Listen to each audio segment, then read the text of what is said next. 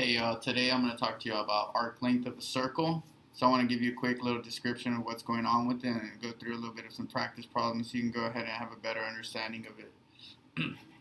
So the first thing that we need to understand about the arc length of a circle is that we're going to be discussing the distance from 2 points on a circle that actually intersect with it. So what we're going to be seeing here is that when we look here,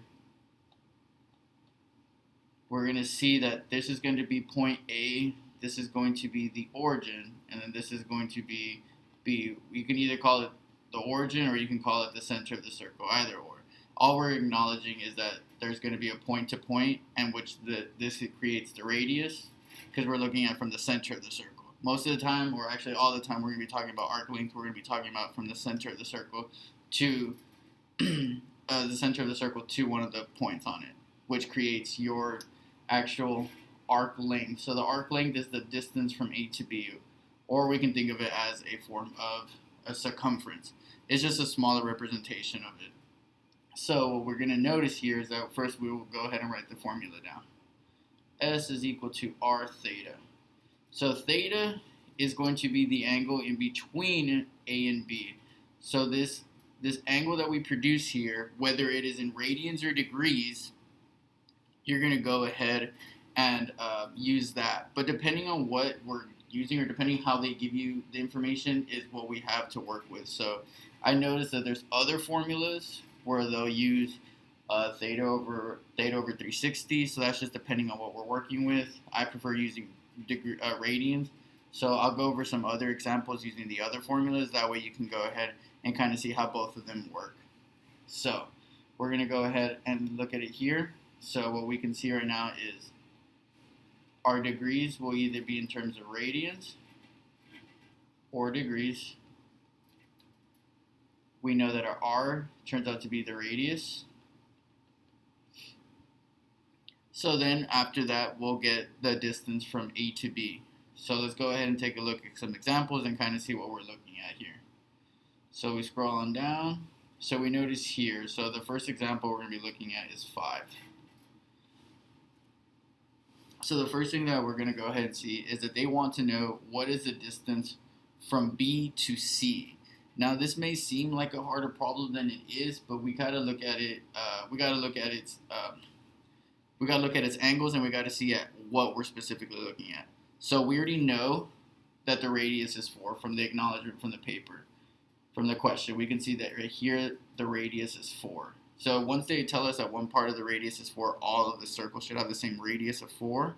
Now what we need to do in order to find the measure of from B to C, we need to figure out, we have r, but we don't know the degrees. So that's the first thing we're going to be looking for when it comes to this problem. So what we're going to do here is look at the degrees that were already given and kind of work backwards from there. So we notice that if this is 51 degrees, then this inner angle has to be 51 degrees. And that could come from another video that I'll post later on.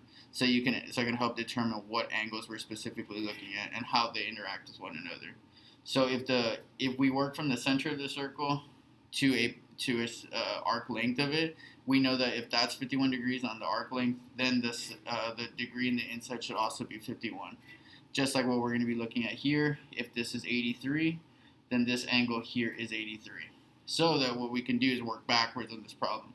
So what we can say is 51 plus 83, and this will give us the whole angle of that specific arc. So I'm just going to go to my calculator. I'm not the best at mental math. So we notice that the whole angle is 134. So we notice that this right here turns out to be 134. So now if we work backwards, we can actually figure out the missing piece, which is actually the angle we were looking for. So if we say 360 minus 134, so if we go over here and say 360 minus 134, we can actually say that this degree is 226. So what we notice is that the degree of this, or of B to C, is 226. So what we can do from now is convert it from degrees to radians, and then work from there and multiply them. So just really quick, this would be a hint from an earlier video. In order to convert, so this is my conversion a conversion that is happening. So that's the conversion that I'm going to apply. So the conversion is pi over 180. Now I'll explain that a little bit, but on an earlier video, you'll see why we specifically do this. We're going to go ahead and want to put the degrees on the bottom to help us cancel out degrees so that we're left over pi. So we're just going to be looking at fractions right now. So what we're going to say is, what's 226 over 180 simplified? Our pi will just hang out on the outside. Turns out to be, this is 113 over 90. This is it at its most simplified version of it. So then, what we'll do from now is go ahead and now multiply that to finish up the problem. So we'll see that S is equal to R theta. We'll plug in our information. We know that the radius is 4. Now we know that since our theta is now in terms of radians, we'll do 113 over 90 pi.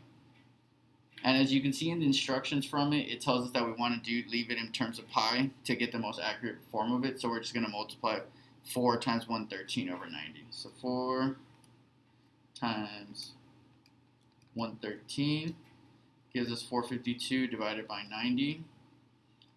What does that simplify to? 226 over 45 pi. Now this turns out to be the actual arc length. If you wanted to figure out what that was in actual numbers, we're looking at in terms of, it doesn't give us, so we will just say units. So S can be approximating 15.78 units. So that would be essentially the distance from A to B in this aspect. So I hope this helps out. On the next couple of problems, you'll go ahead and see other examples worked out, and we'll talk about other ways of looking at this with different formulas if they're giving us degrees. So thanks a lot. Hope you enjoyed it. Continue looking at my other videos. Y'all have a good day.